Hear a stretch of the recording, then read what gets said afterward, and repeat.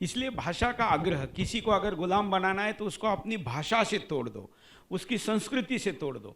हिंदुस्तान को 75 वर्ष पहले भी अंग्रेजों ने यही प्रयास किया।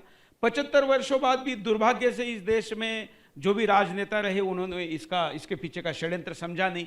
और आज हम देखते हैं कि शाहरुख खान को वर्षों बाद, जिसको लोग हम हिंदी फिल्मों का नायक कहते हैं, उसको उर्दू अकेडमी पुरस्कार देती है कि life time achievement award, contributing, मतलब संस्कृत उर्दू को स्थापित करने में जीवन भर कार्य करने के लिए योगदान का पुरस्कार उसको दिया जाता है। तब पता चलता है कि ये तो षड्यंत्र था। देखिए, आप ऐसे समझिए जैसे, अब हम किसी को आक्षेपित नहीं कर रहे हैं, मगर एक बात समझिए, पिछले 3 पीढ़ियों से आपने मूवीज, थिएटर और मीडिया, टीवी सीरियल, इनके द्वारा ये मोहब्बत, इबादत, अकीदत, शहादत, ये सब शब्द ऐसी जुबान पे चढ़ गए कि आपको ऐसा लगने लगा कि यही जो है वास्तविकता है। अब अगर मैं आपसे बात कहूं कि कितनी बार आपने हिंदी फिल्मों, गानों में मोहब्बत शब्द देखा होगा, दिल लगी शब्द सुना होगा, और कितनी बार प्रेम शब्द सुना होगा, जाके आज तो डिजिटल रिकॉर्ड अवेलेबल है, जाके चेक करिएगा तो आपका दिमाग घूम जाएगा ये किस प्रकार का षड्यंत्र है। कितनी बार आपने गानों में खुदा और अल्लाह शब्द सुना होगा, और कितनी बार भगवान शब्द सुना होगा गानों में। आप ही को जितने गाने याद हों उनको जरा रिमाइंड कर लीजिएगा तो आपको ध्यान में आ जाएगा।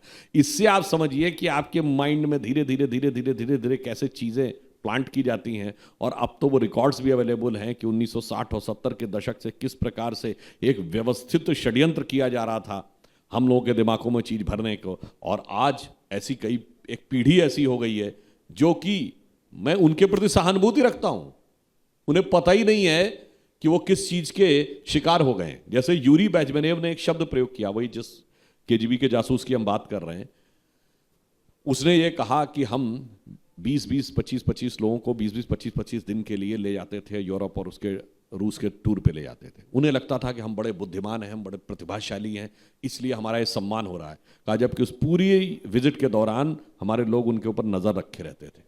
क्या नजर रखते थे? इसमें से कौन व्यक्ति हमारे लिए उपयोगी हो सकता है, और जो लग जाता था उपयोगी है, फिर उसका कैसे उपयोग करना इस पे सोचते थे। तो उसने एक शब्द प्रयोग किया है जो मैं उनमें से किसी लोगों के लिए असम्मान नहीं व्यक्त करना चाहता, पर उसको कोट करना चाहता हूं। उसने कहा, they were considering themselves as an intellectual stalwart, in our eyes they were the useful idiots. ये शब्द उसने प्रयोग किया है। तो आप ये समझ लीजिए कि वो लोग टूल बन गए, वो उपकरण बने हुए हैं, उन्हें आज पता ही नहीं। उसमें मैं ये भी कह सकता हूं कि चाहे बहुत से ऐसे वामपंथी छात्र, चाहे वो जेएनयू में हो, जादवपुर यूनिवर्सिटी में हो, या कहीं भी हो, उन्हें पता ही नहीं है कि वो तो मोहरे बन चुके हैं। मोहरे चलाने वाला तो कोई और था, और जिसने उनसे कह दिया कि इसके अलावा कुछ मत पढ़ो, और अब तक उनका दिमाग उसको डिटॉक्सिफिकेशन करने में बहुत समय लगेगा। उसमें एक मूवी है ना, कश्मीरी फाइल्स, उसमें बोला है ना कि सरकार तो आपकी है बट सिस्टम हमारा है।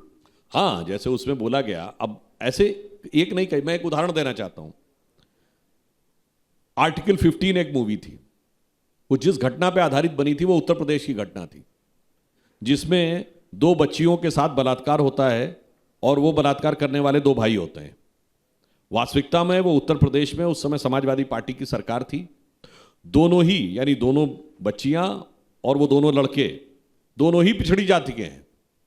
एक जाति का सरकार में वर्चस्व था, तो जो बच्चियां थी उनकी सुनवाई नहीं हुई, और वो कह दिया गया, उस केस को पलट दिया गया। लास्ट में उन बच्चियों ने आत्महत्या कर ली।